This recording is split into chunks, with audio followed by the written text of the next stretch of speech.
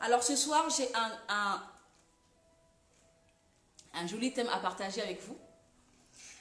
Alors le titre est tout simplement le couple. Nous allons parler ce soir du couple, un cocon qui doit se protéger, un cocon que les mariés doivent absolument protéger. Le foyer, le couple, oui, le thème c'est le couple, un cocon qui doit se protéger, que vous devez protéger. Autrement dit, le couple est composé de deux personnes, c'est à ces deux personnes de protéger leur couple, leur foyer, d'accord?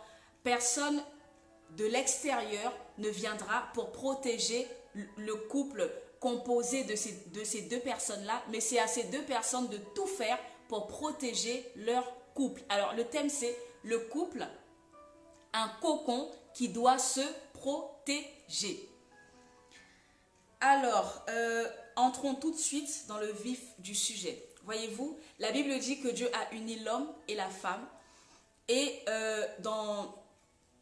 Paul nous enseigne au juste que la seule chose qui peut nous séparer, qui peut séparer l'homme de la femme, c'est la mort. D'accord? Autrement dit, nous nous marions jusqu'à ce que la mort nous sépare. Et même devant le maire, lorsqu'il nous marie, il dit, voilà, je vous déclare mari et femme, etc., jusqu'à ce que la mort vous sépare. Promettez, jurez-vous de vous encourager, de vous aimer, de vous aider mutuellement, de vous, jusqu'à ce que la mort vous sépare. Donc, universellement parlant, humainement parlant, et surtout spirituellement parlant, la seule chose qui peut séparer le mariage, qui peut arrêter un mariage, c'est la mort. D'accord?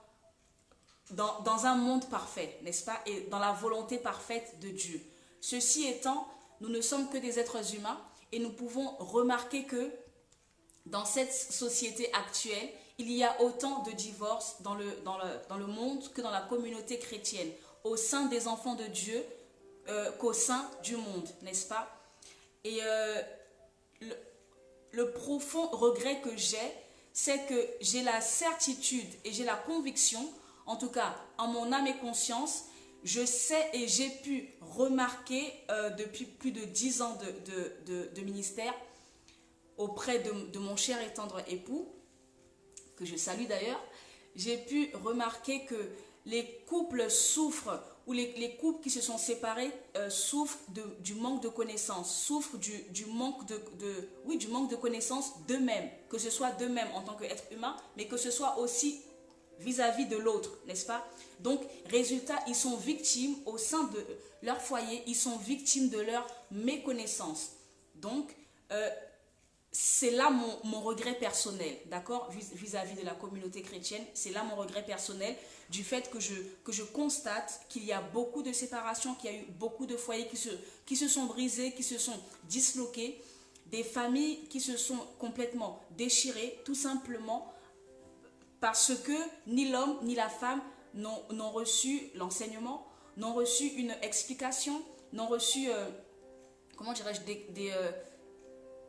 de leçons, si je peux le dire ainsi, qui leur ont expliqué ce en quoi ils s'engageaient et ce en quoi cela consistait, n'est-ce pas? Et donc, la Bible dit que lorsque deux personnes, donc l'homme et la femme, s'unissent, la volonté de Dieu est qu'ils s'unissent jusqu'à la fin de leur vie. Ceci étant, les problèmes, la mauvaise compréhension, le manque de communication, le manque de dialogue, le manque de compréhension, toutes ces choses font que l'amour se disloque et disparaît au fur et à mesure et on arrive à une séparation ou à un divorce. Alors ce soir, j'aimerais vous parler de ce cocon justement, de ce foyer, de ce couple que vous formez, donc toi et ton époux, ou toi et ton épouse, que vous formez, que vous devez absolument protéger, n'est-ce pas? Alors, je m'en vais commencer par le commencement. Un couple est composé de deux personnes, donc l'homme et la femme. Jamais dans ce bas monde, quelqu'un voudra plus ton bien que toi-même, n'est-ce pas? Du moins, tu es censé vouloir ton bien plus que quiconque, n'est-ce pas? Donc, lorsque tu bâtis un foyer, tu es censé vouloir du bien de ce foyer plus que quiconque. au juste, tu es censé être la première personne à penser positivement à propos de ton foyer. Tu es censé être la première personne à vouloir garder jalousement, à vouloir protéger, à vouloir aimer, à vouloir, comment dirais-je, mettre des garde-fous autour de ta construction, n'est-ce pas? Parce qu'il s'agit de la tienne. Et je disais dernièrement, la semaine dernière, que le mariage, c'est la deuxième décision la plus importante de ta vie.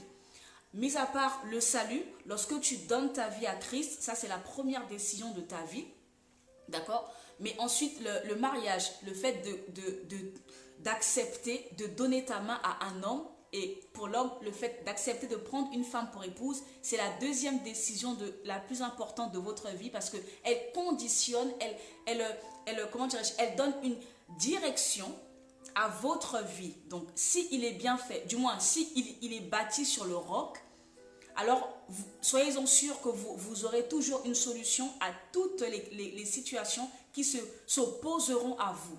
Mais s'il est bâti sur rien, sur du blabla, ou sur de l'amour qui est, comment dirais-je, éphémère, sur l'amour qui est charnel, sur l'amour qui est passionnel, sur l'amour qui est ça va, ça vient, donc qui n'est pas stable, alors soyez-en sûrs qu'il n'y a aucune issue à toutes les situations compliquées ou difficiles qui s'opposeront à vous.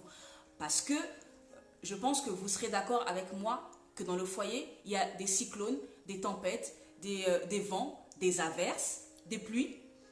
Quelquefois, le ciel s'assombrit d'une façon mais très très brusque, on ne comprend rien. Et quelquefois, il fait très très beau, il fait soleil et on a toutes les joies, toutes les merveilles du monde. Mais quelquefois, vous devez passer par des tunnels et vous avez l'impression que le tunnel ne finit pas. C'est comme si le tunnel était interminable.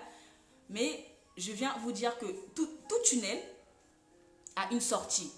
De la même manière que vous êtes entré dans le tunnel, de la même manière que Dieu vous attend à la sortie avec une solution et avec une étape que vous avez franchie. D'accord?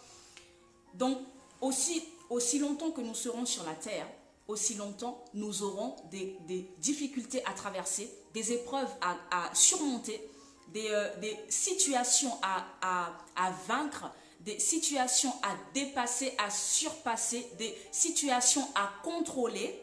D'accord? Toujours est-il que notre seule issue, c'est la parole de Dieu. Sans la parole de Dieu, je n'ai pas d'autre secret à vous dire que sans la parole de Dieu, absolument rien n'a de fondement. Sans la parole de Dieu, rien ne tient. Sans la parole de Dieu, tout est vain. D'ailleurs, l'Ecclésiaste le dit, vanité des vanités, tout est vanité. Tout ce qu'il y a sur la terre, tout ce qui brille comme de l'or, tout ce qui, comment dirais-je, est attirant, attractif, tout ce qu'on peut palper, tout ce qu'on peut toucher, tenir, tout ça c'est vain, n'est-ce pas? Il n'y a que la parole de Dieu qui soutient, qui consolide, comment dirais-je, qui garde, qui conserve ce que nous sommes en train de bâtir, c'est-à-dire le mariage, d'accord? Le couple. Ok. Alors, quelquefois, nous avons assisté à des personnes qui veulent, comment dirais-je, il y a un problème au sein du couple, d'accord? Et la femme cherche une solution. Donc, elle se retourne vers sa copine ou vers sa famille ou vers sa maman ou vers sa tante ou vers quelqu'un en qui elle a confiance, n'est-ce pas? Donc, elle y va et elle raconte le problème. Sauf qu'en racontant le problème, puisque c'est entre elle et son mari, forcément, elle va parler contre son mari parce que le problème, c'est entre elle et son mari, n'est-ce pas? Le problème, c'est qu'en racontant la situation, elle va s'épauler elle. Donc, elle ne dira jamais, oui, j'ai fait ça, j'ai eu tort de faire ça. Elle dira toujours ce que l'autre a fait de mauvais, d'accord? Est-ce que quelqu'un me comprend ce soir? L'être humain est comme ça, d'accord? Donc, la dame, elle raconte l'anecdote ou le problème, mais elle raconte en s'épaulant. Elle raconte que ce que l'autre a fait de mauvais. Ok.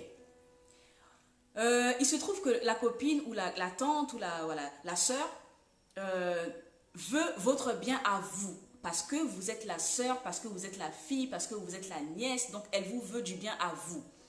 Mais l'autre, c'est votre mari à vous. Mais ce n'est pas sa famille au juste. c'est votre mari à vous, d'accord? Et humainement parlant, la tante ou la mère ou la sœur veut votre bien à vous. Résultat, en voulant votre bien, en tant qu'individu, en tant que personne, elle va, c'est possible, qu'elle vous donne des conseils qui soient pour votre bien à vous, mais qui soient à l'encontre de l'autre. Or, l'autre, la Bible dit que vous formez une seule chair avec l'autre. Est-ce que quelqu'un me comprend? Résultat, si elle vous donne des solutions pour vous, qui sont bonnes pour vous, mais qui ne sont pas bonnes pour votre mari, je suis désolée de vous le dire comme ça, c'est que la personne ne veut pas le bien de votre couple. Est-ce qu'il y a quelqu'un qui me comprend? La Bible dit, l'homme quittera son père et sa mère et s'attachera à sa femme. À partir du moment où vous êtes une seule chair, ce qui veut dire que lorsque quelqu'un vous prodigue un conseil en tant que femme de quelqu'un, en tant que mari d'une femme, en tant que femme d'un homme, le conseil doit absolument être pour votre couple, pour le bien-être du couple, quitte à même vous dire à vous, ma fille, vraiment, tu as mal agi, tu n'avais pas à faire ça à ton mari, ou ma nièce, vraiment, là, il ne fallait pas faire ça, ou bien, ma copine, vraiment, là, tu n'as pas bien agi, vraiment, ton mari a eu raison. À moins de tomber sur ce genre de personnes qui sont vraies et qui sont justes, qui ont une équité, n'est-ce pas, pour votre couple. Mais si vous tombez sur une personne qui vous veut du bien à vous et pas à l'autre, je vais vous le dire aussi clairement que possible, la personne ne veut pas le bien de votre foyer, n'est-ce pas? Alors la première des choses que j'ai à vous dire en tant qu'homme et femme, en tant que couple, et j'espère vraiment que que les couples, en tout cas, vous me suivrez à deux. La première des choses que j'ai à vous dire, c'est que le mariage, c'est un cocon, d'accord? C'est comme un œuf. C'est comme une coque d'arachide, d'accord? La coque d'arachide, tant que vous ne la cassez pas, vous ne saurez pas s'il y a deux arachides à l'intérieur, si les deux sont en bonne santé, ou bien s'il y a une qui est pourrie et une qui est bonne. Vous ne saurez pas si elle est vide, vous ne saurez pas si, comment dirais-je, si y a les deux sont en bonne santé, d'accord? Tant que vous ne cassez pas la coque, vous ne saurez pas. Il en est de même pour un œuf. Un œuf, à l'intérieur, vous ne savez pas s'il est pourri, s'il est moisi ou s'il est en bonne santé. Il faudrait que vous puissiez casser l'œuf. Une fois que vous l'avez cassé, vous pourrez regarder à l'intérieur. Résultat, votre foyer, c'est vous. D'accord? La Bible dit que je lui ferai une aide semblable, son vis-à-vis. Au juste, l'autre moi-même. Ton mari, c'est toi, mais au masculin. Ta femme, c'est toi-même, mais au féminin. Au juste, c'est toi-même que tu peux regarder sans avoir besoin d'un miroir. Parce que ta femme, c'est ton miroir. Ton mari, c'est ton miroir. Si ta femme, c'est toi, si ton mari, c'est toi, ce qui veut dire que jamais, au grand jamais, tu ne pourras vouloir du mal de ton mari en voulant ton propre bien. Ce qui veut dire que tu ne peux pas le critiquer auprès d'autrui. Tu ne peux pas le dénigrer auprès d'autrui. Tu ne peux pas le salir auprès d'autrui parce que c'est toi. Qui est fou, qui est insensé pour sortir dans la rue ou aller voir quelqu'un et puis dire, tu sais, moi je suis folle, moi je suis malade, je suis oulala, je dois aller en hôpital psychiatrique, mais je suis pas bien, mais vraiment j'ai des trous de mémoire, mais je suis folle, vraiment je suis abominable, mais je suis médiocre. En fait, qui est fou pour se dénigrer à un tel point? Personne, voyez-vous? Donc, le faire pour ton mari ou ta femme, ben, ça revient à dire que tu le fais pour toi-même. Parce que la Bible dit que Marie, aimez vos femmes comme Christ a aimé l'Église. Et traite ta femme comme ton propre corps, parce que jamais quelqu'un ne s'est frappé lui-même. Voyez-vous, il faut être insensé pour se faire du mal à soi-même. Or, ta femme, c'est toi. Ton mari, c'est toi. Donc, je fais le parallèle avec le fait de dénigrer ton mari auprès d'autrui. C'est insensé. Je fais le parallèle avec le fait de dénigrer ta femme auprès d'autrui. C'est insensé. Donc, ce soir, je ne vais pas culpabiliser quelqu'un, mais je vais apporter la connaissance et la solution à toutes ces femmes et tous ces hommes qui aspirent au mariage ou qui sont déjà mariés, d'accord, afin que l'on puisse apprendre ce que la parole de Dieu nous apprend. D'accord? Alors, si ton mari c'est toi, si ta femme c'est toi, ça veut dire que premièrement, tu dois protéger ton mari. Tu dois protéger ta femme parce qu'il s'agit de toi. Est-ce qu'il y a quelqu'un qui me comprend ce soir? Parce que toi-même en tant que personne, par exemple, Sandra, Betty, Patricia, Laetitia, Marie-Lise, Chimène, par exemple, vous-même, vous vous protégez vous-même en tant que personne, n'est-ce pas? Vous n'allez pas aller vous dénigrer ou vous salir, ce qui serait illogique, n'est-ce pas? Eh bien, comme l'homme forme une seule chair avec la femme, il est tout à fait normal, logique et, comment dirais-je, et spirituel et biblique de protéger ton mari comme toi tu te protèges toi-même, de protéger ta femme comme toi tu te protèges toi-même. Voyez-vous? Alors, je m'en vais vous donner un conseil. Si vous voulez parler, parce que en cas de problème, on a quelquefois besoin de sortir du couple pour aller comment dirais-je, se confier à quelqu'un d'extérieur au couple pour pouvoir, quelqu'un qui est apte à voir la situation, comment dirais-je, de façon extérieure, avec assez de recul, avec assez d'objectivité, avec assez d'impartialité, d'accord? Donc, si vous traversez une situation difficile, déjà, quand vous êtes en paix, quand tout va bien, choisissez entre mari et femme des personnes en qui vous avez confiance. Choisissez, peut-être dans votre entourage, peut-être à l'église, peut-être dans vos connaissances, en tout cas, des personnes que vous connaissez tous les deux. Des personnes que vous aimez et envers qui vous avez du respect, voilà, d'accord? Choisissez des personnes qui sont impartiales. Choisissez des personnes qui vous apprécient, vous deux. Choisissez des personnes qui ne prennent pas parti. Si c'est la belle-mère, par exemple, si c'est la mère de la femme, eh bien, rassurez-vous qu'elle ne prend pas parti pour vous, sa fille, de façon injuste. Ce n'est pas parce que vous êtes sa fille que vous avez forcément raison. Ce n'est pas vrai. Parce que sachez que dans un couple, au moment d'une dispute, on ne se dispute jamais tout seul. Donc, les torts sont toujours partagés. Parce que jamais une personne se disputera tout seul. On se dispute toujours avec quelqu'un. Donc, tu te disputeras toujours avec ta femme ou ton mari, n'est-ce pas? Vu que les torts sont partagés, rassurez-vous que les personnes à qui vous parlez ne prennent pas parti pour vous ou ne prennent pas parti pour votre mari. Rassurez-vous que ces personnes soient justes, soient impartiales, qu'elles soient capables de vous réprimander parce que vous avez eu tort sur ce coup-là, parce que vous avez eu tort sur cette action-là. Soient capables de vous faire asseoir vous deux et vous parler comme à cœur ouvert, avec sincérité, pour le bien de votre couple. Rassurez-vous que la personne veut le bien de votre couple, c'est très important. J'ai tellement vu des personnes qui prenaient parti que le couple, comment dirais-je, subissait les conséquences. Parce que imaginez-vous, au moment d'une dispute ou d'un problème, que la personne prenne parti pour vous. Comment voulez-vous que votre couple s'arrange? Comment voulez-vous que la situation s'arrange si la personne que vous avez appelée pour aider le couple prend parti? Jamais la situation pourra s'arranger. Parce que la personne prendra forcément parti pour quelqu'un. Vous comprenez? Très bien.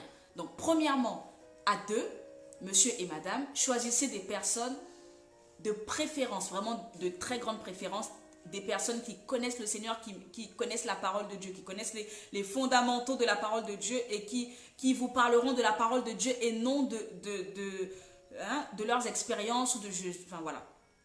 D'accord? Pourquoi? Parce que la parole de Dieu, elle est impartiale. Elle n'est pour personne. Elle n'est pas pour toi, elle n'est pas pour l'autre. Elle n'est pas contre l'autre, elle n'est pas contre toi. Elle est pour vous deux. D'accord? Donc, choisissez des personnes qui connaissent la parole, des personnes qui vous aiment, qui vous apprécient tous les deux. Ne prenez pas quelqu'un qui vous aime vous et qui n'aime pas votre mari ou vice-versa. C'est pas la peine. Parce que votre couple sera en danger. D'accord? Choisissez des personnes qui sont impartiales, qui ne prennent pas parti. Et choisissez des personnes qui sont capables de vous dire la vérité en face. Si vous avez tort, elles peuvent vous dire, ma chérie, vraiment là, tu as eu tort. D'accord? Très bien. C'était la première chose que je voulais vous dire. Deuxièmement, c'est à vous de protéger votre foyer. N'allez jamais exposer votre mari au dehors. N'allez jamais exposer votre mari devant votre famille, donc face à sa belle famille. Ne l'exposez jamais. Votre maman vient à la maison pour vous aider un petit peu dans le ménage ou faire à manger et vous êtes là en train de dire « Ah oui maman, tu sais, mais mon mari il fait pas ci, il fait pas ça. Oh là là, en plus il rentre tard, il va tôt au boulot, j'arrive pas à le voir. » Au juste, vous n'avez pas à le faire. Pourquoi? Parce que votre mère est une personne extérieure. L'image de votre mari qu'elle aura, c'est celle que vous lui donnez. Ce que vous dites à propos de votre mari, c'est comme ça que votre mère, à vous, verra votre mari. Ce que vous dites à propos de votre mari, c'est comme ça que votre frère, votre soeur, votre oncle, votre tante verra votre mari. Au juste, c'est vous qui construisez, qui bâtissez l'image de votre mari. Voilà pourquoi je reviens toujours aux mêmes enseignements qui dit que la femme vertueuse bâtit sa maison. Au juste, c'est la femme vertueuse qui donne la couleur à sa maison, qui donne la couleur de son mari à l'extérieur. Tel que tu parles de ton mari, c'est comme ça que les gens vont estimer ou sous-estimer ton mari. Tel que tu présentes ton mari, c'est comme ça que les gens vont le considérer ou pas, n'est-ce pas? Tel que tu parles de ton mari, tel que tu l'exposes, c'est comme ça que les gens vont le considérer ou pas. Au juste, c'est toi qui fais les choses. Ce que tu dis à ta mère, c'est exactement l'image que ta mère aura de ton mari. Ce que tu dis à ton père, c'est exactement l'image que ton père aura de ton mari. Très bien. Deux copines se parlent. Et il y a une qui dit, oh tu sais mon mari, oh là là, hier ce qu'il m'a dit, oh là là, en plus comment il m'a parlé, mon Dieu, quel monstre. Oh là là, j'aurais jamais cru que cet ange, tu sais, tout ange te dit, ah mon mari c'est un ange, c'est oh là là, il est trop gentil, il est trop doux, il est trop aussi, ah mais je l'aime trop, j'aime trop son caractère. Et bien tu sais, hier, ce qu'il m'a dit quand il est rentré du travail, comment il m'a parlé, je ne l'ai pas reconnu, un monstre, oh là là, mais je me suis dit, mais comment je ne l'ai pas vu plus tôt. Voyez-vous? Ok. La copine, elle ne vit pas avec vous. D'accord? La copine, elle est là pour un temps. La copine, elle est peut-être là pour 1 heure qu'elle passera avec vous. Peut-être pour un après-midi qu'elle passera avec vous. Ok. Vous dites à votre copine, tu sais, mon mari, il est mauvais, il n'est pas gentil, c'est un monstre. En plus, il ne s'occupe même pas de moi, il ne me regarde même pas, il ne me salue pas le matin. Quand il rentre, c'est à peine s'il me salue, mais et pourtant, il est bien content que je le serve. Mon mari, il est ci, il est ça, il est ci, il est ça. Ok. Donc, votre copine a entendu vos revendications, n'est-ce pas? Ok. 10 jours plus tard, vous, entre-temps, vous vous êtes réconcilié avec votre mari. D'accord? Vous avez retrouvé la joie, la paix, l'allégresse, la complicité, etc. Vous avez retrouvé parce que vous vivez ensemble et vous voulez que la relation puisse être, comment dirais-je, agréable et vous voulez, comment dirais-je, renouer le dialogue. Très bien. 10 jours plus tard, donc vous êtes revenu à la normale avec votre mari. Mais la copine, elle ne vit pas avec vous. Donc elle ne sait pas ce qui s'est passé entre-temps. 10 jours plus tard, vous êtes avec votre mari, vous faites vos courses tranquillement, vous faites du shopping, vous êtes en amoureux tranquillement, chérie, viens on va se manger une glace, non, viens, on commence par faire d'abord tes courses, enfin le shopping, et puis après on s'assoit tranquillement, ok. Pendant que vous faites votre shopping, vous tombez sur la copine à qui, ma soeur, toi tu as parlé il y a 10 jours avant, n'est-ce pas? Ok. La copine vous voit dans cet état-là, de jovial, voilà, tout va bien. La copine vous voit. À votre avis, quelle idée, quelle pensée elle aura de ton mari dont tu lui as parlé il y a 10 jours? Et bien la copine, quand elle va vous voir, elle va dire, ah ok, là tu es redevenu bien avec ma copine, mais il y a 10 jours, tu étais un monstre, tu étais ci, tu étais ça. Regardez-le moi, mais celui-là, mais pour qui se prend d'ailleurs? Mais c'est un monstre, en plus il n'est pas gentil, oulala, mais regardez, non mais ça va pas, hein? En plus, voyez-vous, parce que toi, il y a 10 jours, tu as dit toutes ces choses-là à ta copine, que la copine s'est restée dans sa tête, elle ne vit pas avec vous, donc elle n'a pas suivi votre réconciliation, son cerveau a enregistré que ton mari est un monstre, que ton mari n'est pas gentil, que ton mari est ci, ça, il ne fait pas ci, il ne fait pas ça, d'accord? Quand elle va vous revoir, c'est exactement cette image qu'elle aura de ton mari parce que toi, dans un moment de détresse, Tu es allé lui faire un CV de ton mari. Est-ce qu'il y a une femme qui me comprend ce soir? Parce que toi, dans un moment je sais pas moi, de crainte ou de peur ou de colère ou de frustration ou toutes ces émotions, tu es allé mettre dans la tête de ta copine des mauvaises pensées à propos de celui avec qui tu partages ta vie. Il se trouve que cette personne, c'est toi-même, c'est ton vis-à-vis, c'est ton semblable. Donc, la copine, lorsqu'elle vous revoit, elle va rester sur cette idée-là que celui-là, c'est un monstre, il n'est pas gentil, il est ci, il est ça. Même si vous deux, vous êtes en amoureux, love à peace and love, la copine, elle va rester sur ce que toi, tu lui as dit. Est-ce qu'il y a quelqu'un qui me comprend? C'est comme ça que bon nombre de femmes ont détruit, ou bien, oui, ont détruit l'image qu'elles auraient dû donner à leur mari au sein de leur famille, auprès de leurs copines, auprès de leur entourage, parce que il est arrivé un temps où elle était en détresse et elle avait besoin de parler. Seulement, on n'interdit à personne de parler. Seulement, il faut parler aux bonnes personnes et il faut, comment dirais-je, présenter les choses de façon à ne pas salir ton mari parce que ton mari, c'est toi. Est-ce qu'il y a quelqu'un qui me comprend? Donc, la Bible dit que la femme vertueuse protège protège son foyer, elle prend soin de son foyer, elle se lève le matin, elle vérifie s'il ne manque de rien. Elle veille sur son foyer. Au juste, le foyer, dans le foyer, il y a le mari, il y a les enfants et il y a toute la maison, n'est-ce pas? Et la Bible dit que la femme vertueuse, c'est elle qui bâtit tout ce beau monde. En fait, elle aide à bâtir l'image de son mari.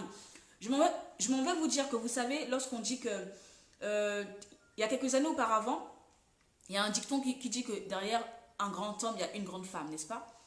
Et bien, personnellement, je pensais que c'était comment dirais-je, une légende, un dicton comme ça, voilà, quelque chose de futile en fait, voilà.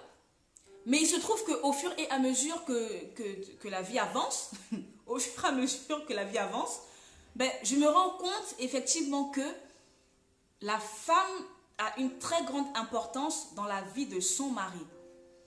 Voilà pourquoi je m'adresse énormément aux femmes, parce que la femme, elle est capitale pour son mari. Comment dirais-je, j'aurais du mal à voir ou à comprendre, à comprendre qu'une femme ne s'intègre pas dans la vie de son mari parce qu'elle est un poids lourd dans la vie de son mari. En fait, j'aimerais que chaque femme s'identifie à ce que la parole de Dieu dit. Réellement, c'est vraiment la femme qui bâtit. La femme, elle bâtit l'image de l'homme. J'ai envie de le dire aussi clairement que possible. La femme contribue vraiment, mais vraiment, réellement, à bâtir l'image de l'homme. Elle contribue vraiment à bâtir ses enfants, à bâtir sa maison. Autrement dit, plus tu t'impliques, plus tu te donnes à 1000%, plus on verra les fruits au travers de ton mari, au travers de tes enfants, au travers de ce que vous arrivez à construire dans votre vie. Est-ce qu'il y a une femme qui me comprend? Alors, très souvent, comment dirais-je, j'ai eu du mal, je vais le dire comme ça, j'ai eu du mal, ou bien j'ai pris du temps, plutôt, j'ai pris du temps à comprendre quelle était la valeur, quelle était la valeur, la grosse valeur ajoutée, quelle était l'importance, quelle était le trésor que représentait la femme dans la vie d'un homme. Et une fois que j'ai compris, j'ai dit, oulala, moi, il ne faut pas que je garde ça pour moi-même, il faut que je dise à toutes les femmes. Il faut que toutes les femmes prennent leur place et leur position pour vraiment mettre la main à la pâte, pour mettre le cœur à l'ouvrage, pour mettre toute leur vie, parce que vous êtes l'ouvrage que Dieu a créé pour pouvoir, comment dirais-je, pour pouvoir aider votre mari, votre homme, votre héros, votre ish, à devenir ce que Dieu l'appelle à être. Et sans vous, il aura mais vraiment du mal à être ce en quoi Dieu l'appelle à être. Est-ce qu'il y a une femme qui me comprend? Voilà pourquoi j'insisterai toujours sur les femmes. L'importance de la femme, parce que là, je voudrais vraiment, non pas que les femmes se révoltent, non. Si tu te révoltes, c'est que tu n'as vraiment rien compris et que tu es passé à côté. D'accord? Mais c'est vraiment pour expliquer à la femme que tu as tellement de valeur, tu es tellement précieuse, qu'il faut absolument que tu comprennes comment dirais-je, qui tu es, et que tu le mettes à profit. Voilà, c'est plus ça. Que tu le mettes à profit, que tu mettes toutes les richesses qui sont en toi à profit de ta famille, à profit de ton mariage, à profit de ton mari, à profit de toi-même. Parce que si ton mari est bien, toi tu es bien. Parce que la Bible dit dans 1 Corinthiens au chapitre 11 que l'homme a été créé pour Dieu, mais que la femme, quelqu'un peut dire la femme? Quelqu'un peut dire la femme? L'homme a été créé pour Dieu, mais la femme a été créée pour l'homme. Donc aussi longtemps que nous serons sur cette terre, aussi longtemps je répéterai aux femmes que nous avons été créés pour l'homme. Donc toi femme, tu as été créée pour ton mari. Donc si tu as été créée pour ton mari, ça veut dire que tu dois éblouir sa vie, tu dois faire rayonner sa vie. Tu dois, comment dirais-je, faire, voilà, que sa vie puisse être waouh en ta présence, parce que toi tu es entré dans sa vie, que sa vie a changé. Est-ce qu'il y a une femme qui me comprend? Parce que toi tu as intégré la vie de ton mari, que le monsieur lui-même il s'assoit, il réfléchit, il dit oh mon Dieu, merci pour cette femme que tu as mise dans ma vie, j'imagine même pas ma vie sans elle. Est-ce que quelqu'un me comprend? Voilà, c'est ce que Dieu appelle la femme vertueuse. Ok, donc protégez votre foyer, protégez, choisissez les bonnes personnes et protégez. Même si tu es en colère, tu veux, voilà, tu veux parler, ben, sache à qui parler. Ne parle pas à tout le monde. Ne raconte pas tes histoires à tout le monde parce que tout le monde n'est pas pour ton bonheur. Tout le monde n'est pas pour ta joie. Tout le monde n'est pas forcément content et heureux que toi tu sois marié et pas l'autre. Que toi tu sois marié et pas l'autre. Voyez-vous, donc tout le monde n'est pas forcément pour votre bonheur. Il ne faut pas croire. Tout le monde n'est pas forcément pour votre bonheur. Ok. Ensuite, alors, nous sommes dans le titre, le couple, un cocon qui doit se protéger. En fait, c'est à vous de protéger votre cocon. Lorsque vous vous mariez, voyez-vous, vous avez des projets l'un et l'autre, d'accord? Maintenant, là, je m'adresse aux hommes. Les hommes, choisissez votre femme en fonction de vos projets de vie, n'est-ce pas? Si tu es appelé au ministère, ne va pas prendre une femme qui t'a toujours dit que moi, j'aime pas trop les gens, je suis pas, enfin l'église c'est vite fait, j'aime pas trop, et puis j'aime bien avoir mon mari pour moi-même. Au juste, toi homme, tu sais quelle direction doit prendre ta vie, n'est-ce pas? Choisis la femme qui entre dans ta direction. Ne choisis pas une femme qui est à l'opposé de ta direction. Ta direction, c'est ta destinée de vie. Choisis une femme qui entre dans ta destinée de vie. Sinon, tu es foutu. Je vais le dire aussi clairement. Sinon, tu es perdu. Sinon, tu es perdu. Est-ce qu'il y a un homme qui me comprend ce soir? La Bible dit que Dieu a demandé à l'homme de travailler, d'accord, dans le jardin d'Éden. La première des choses que Dieu a demandé à l'homme, ce n'est pas au culte de la femme. La femme n'existait pas encore lorsque Dieu a créé l'homme. Dieu a créé l'homme, il avait déjà créé le jardin d'Éden, d'accord? Il a créé l'homme, il a mis dans l'environnement parfait pour lui. Il lui a dit, travaille, cultive le jardin et prends-en soin. Cultive le jardin et prends-en soin. La première des choses pour la vie d'un homme, ce n'est pas sa femme. La femme vient en deuxième. Vous lirez dans Genèse au chapitre 2. Si mes souvenirs sont bons, la femme ne vient que vers le chapitre 22, d'accord? Mais je pense vers le verset 15, la Bible dit, cultive le jardin, travaille, fais germer, voilà, arrose, enlève les ronces, enlève les mauvaises herbes, mais arrose et voilà, pour que les feuilles puissent sortir, puissent embaumer le jardin, que tu puisses, voilà, t'accomplir en travaillant, n'est-ce pas? Donc, en chaque homme, il y a une production qui doit voir le jour. Donc, messieurs, la première des choses que vous avez à faire dans le cadre de votre mariage, c'est de savoir ce que vous voulez pour votre vie. C'est-à-dire, vous connaître, apprendre à connaître ce que vous voulez faire dans votre vie.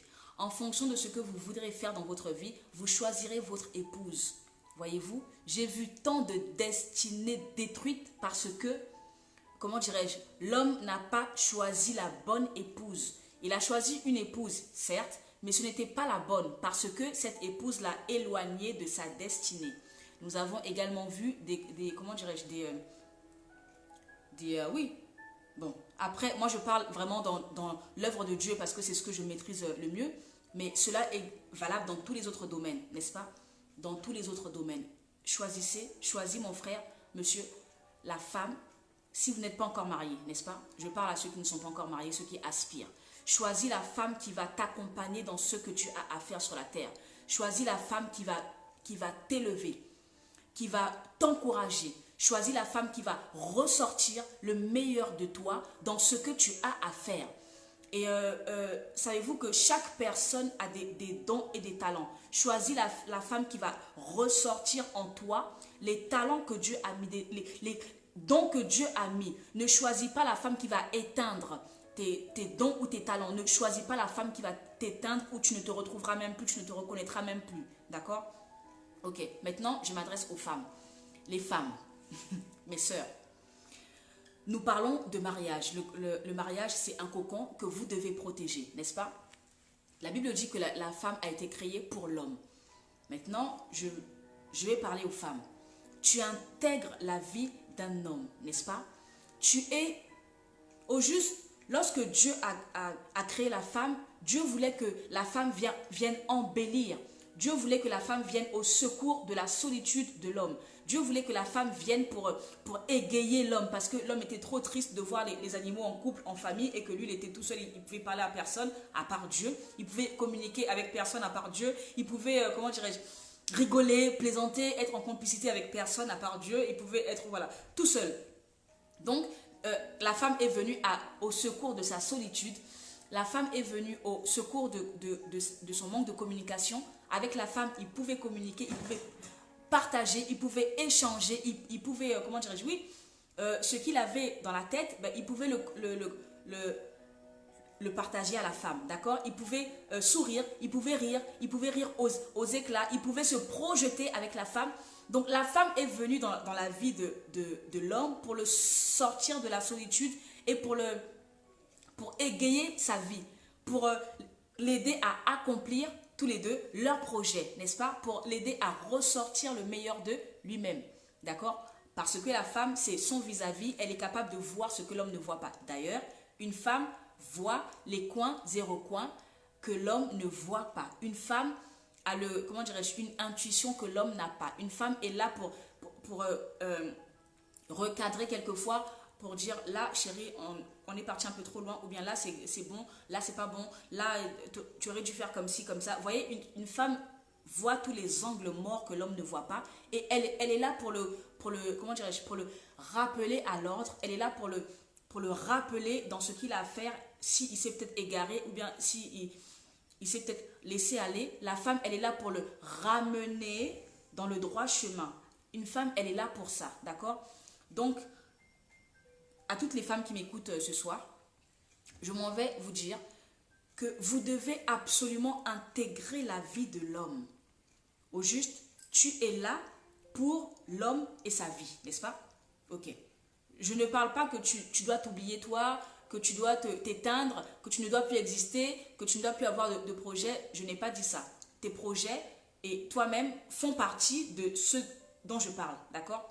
Vous pouvez très bien conjuguer vos projets de couple et vos projets à toi personnellement au sein du foyer. Ça, il n'y a pas de problème. Il suffit juste de savoir, comment dirais-je, faire les choses de priorité en priorité, d'accord? Selon que vous vous êtes donné des objectifs dans votre couple, ok? Lorsque tu arrives dans la vie d'un homme, tu ne peux pas dire, bon, moi, ça m'intéresse pas, moi, ça m'intéresse pas, mais tout ce dont tu parles, c'est ce qui fait partie de la vie de cet homme. Si tu rentres dans la vie de cet homme-là, c'est que tous les compartiments, tous les tiroirs de l'armoire doivent t'intéresser. En fait, doivent t'intéresser. Tu dois connaître tous les tiroirs de l'armoire. Tu dois connaître tous les départements. Tu dois connaître tous les comment dirais-je, tous les domaines, oui.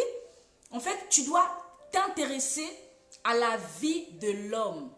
Un homme est composé de plusieurs compartiments. C'est à toi, femme, de venir et de découvrir.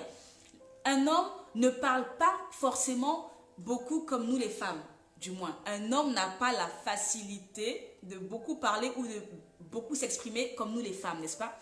Donc toi, femme, quand tu intègres la vie de ton mari, c'est à toi de découvrir et de vouloir savoir qui est cet homme, qu'est-ce qu'il le représente, quelles sont ses qualités, quelles sont ses passions, ses loisirs, ses hobbies, qu'est-ce qu'il aime faire, qu'est-ce qui l'intéresse dans la vie en général, qu'est-ce qui l'intéresse, qu'est-ce qu'il n'aime pas, qu'est-ce qu'il déteste, qu'est-ce qu'il ne supporte pas, qu'est-ce qu'il apprécie, qu'est-ce qu'il aime énormément. Au juste, c'est à toi de vouloir découvrir ça. Parce que la Bible dit que tu as été créé pour lui. Mais si tu as été créé pour le bonheur de cet homme et que tu ne connais pas cet homme, à quel moment tu comptes le rendre heureux? Faudrait le connaître pour pouvoir combler tous ses besoins. Faudrait connaître ses besoins pour pouvoir les combler, n'est-ce pas? Voyez-vous, lorsque vous avez des enfants, ben, vous essayez de savoir un petit peu ce qu'ils veulent pour pouvoir leur offrir des choses à la fin de l'année, exactement ce qu'ils voulaient, n'est-ce pas? Donc, vous allez subtilement vous poser des questions tout au long de l'année pour savoir ce qui intéresse vos enfants, pour pouvoir leur offrir des cadeaux, des cadeaux utiles, d'accord? Ce qu'ils demandaient, ce qu'ils voulaient, sans qu'ils le sachent, n'est-ce pas? C'est exactement la même chose avec ton mari, ma soeur. C'est à toi de gratter, d'accord, de vouloir savoir, parce que toi, ton objectif de vie, c'est de combler, d'accord, de compléter cet homme. Tu ne peux pas compléter quelqu'un si tu ne connais pas la personne. C'est comme un puzzle. Tu ne peux pas être les pièces manquantes si tu ne sais pas de quoi est composé le puzzle. C'est à toi de savoir, ah tiens, ici, il manque une case, je dois pouvoir la combler de cette façon-là. Là, il manque une case, il faut que je la comble de cette façon. Et étant donné que la femme est composée de plusieurs personnes, dans une femme, il y a plusieurs casquettes dans la femme. La femme, elle est conseillère, elle est, elle est associée, elle est partenaire de vie, elle est... c'est celle qui est là pour diriger un petit peu, pour te dire si ça va ou ça va pas. La femme, c'est elle qui est incubatrice, elle reçoit, elle multiplie et elle te donne, d'accord? La femme, c'est celle qui porte l'amour. La femme, c'est celle qui est mère. La femme, c'est celle qui voit les coins zéro point. Au juste, la femme, c'est celle qui pense à l'homme, d'accord? Étant donné que la femme a toutes ces casquettes-là qu'elle porte, donc à chaque trou dans le puzzle, elle saura comment combler chaque trou. Parce que elle est au courant qu'à cet endroit-là, il manque quelque chose. Et je suis le bonheur, Dieu m'appelle bonheur. Ça veut dire que cette chose-là doit être comblée par moi. Est-ce qu'il y a une femme qui me comprend ce soir? Donc chaque femme doit pouvoir combler son mari. Parce que la Bible dit que tu es le bonheur. Qu'est-ce qu'il y a de plus que le bonheur? Ça veut dire qu'en toi, il y a tous les besoins comblés de l'homme. Aucun besoin ne doit être laissé vide en fait. Sur le puzzle, tout le puzzle doit être comblé. Parce que toi, tu es arrivé dans la vie de cet homme.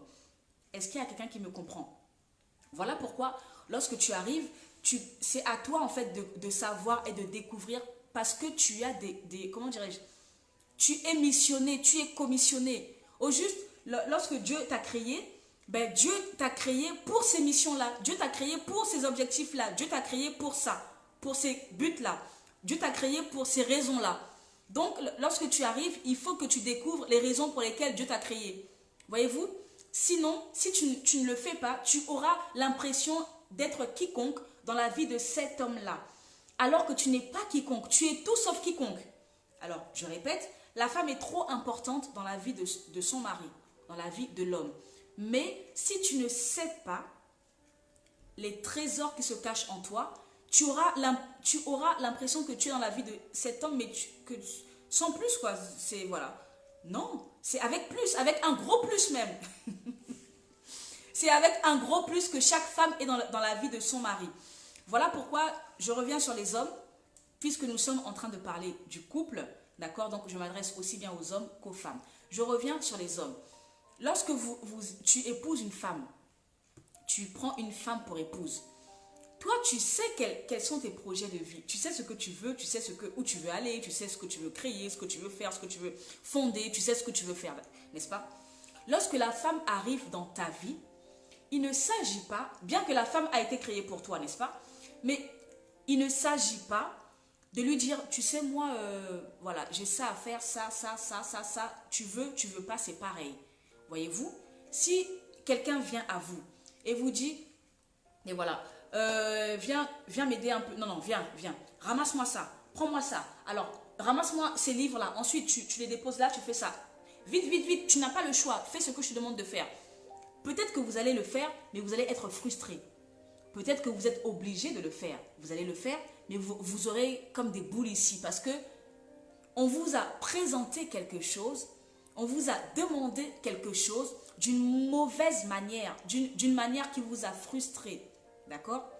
En revanche, si la personne vient vous dire, tu sais Fleur, ou Aurélia par exemple, ou Fleur du désert, tu sais Fleur, j'ai vraiment besoin que tu m'aides là, si tu ne m'aides pas vraiment là, ça me sera compliqué, tu sais. J'ai besoin que tu m'aides à prendre ces feuilles-là, tu vois, ces livres-là, tu les mets là, après tu prends ceux-là, tu mets là, tu vois, j'ai besoin que tu m'aides à faire ça. Est-ce que tu peux m'aider, s'il te plaît?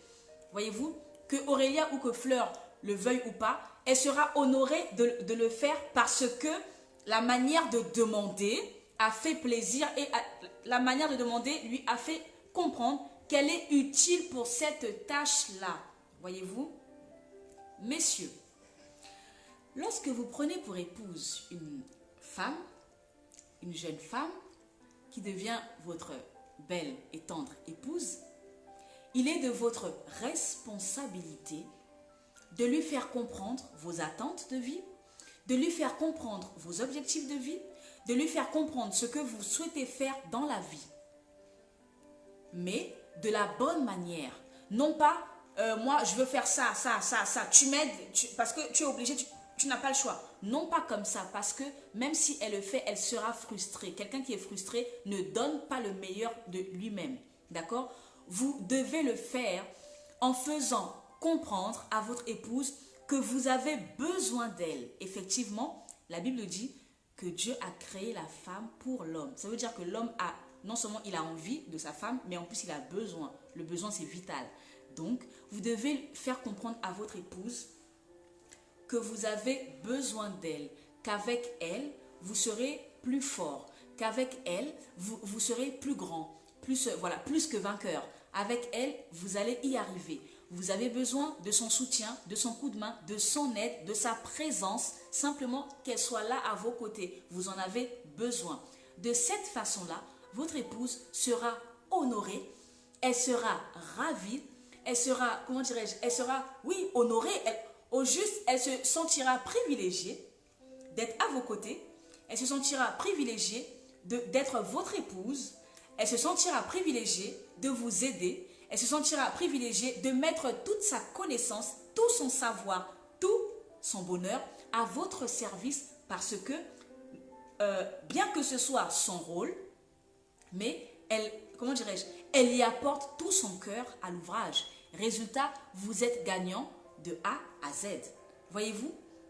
Donc, au moment où vous prenez votre épouse, même si vous ne l'avez pas fait au moment du mariage, mais vous pouvez encore le faire maintenant parce que dans la vie, il n'est jamais trop tard. Donc, expliquez à votre épouse quelles sont vos attentes de vie. Expliquez à votre épouse ce que vous souhaitez faire, quels sont vos rêves, quelles sont vos passions, qu'est-ce qui vous motive dans votre vie. Expliquez à votre épouse, comment dirais-je, ce qui bouillonne en vous, ce qui vous fait vivre intérieurement, ce qui vous fait vous lever le matin, ce qui vous fait vous coucher le soir en réfléchissant. Expliquez à votre épouse quel est l'objet de vos réflexions. Ainsi, elle pourra vous apporter toutes les vertus et tous les trésors, toutes les bénédictions, tous les acquis, toutes les connaissances